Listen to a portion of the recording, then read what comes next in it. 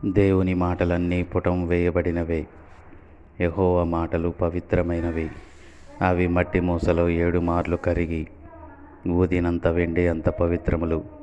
యెహోవా ఉపదేశములు నిర్దోషమైనవి. అవి హృదయమును సంతోషపరచును.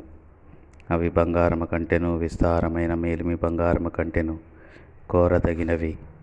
తేనె కంటెను, జుంటి తేనె దారుల కంటెను మధురమైనవి.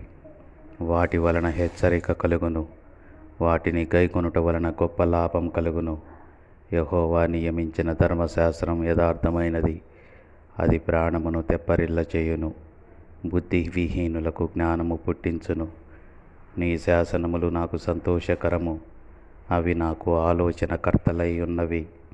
నా శత్రువులకు మించిన జ్ఞానమును అవి కలుగు చేయుచున్నవి. బోధకులందరికంటేను వృద్ధులందరికంటేను విశేష జ్ఞానం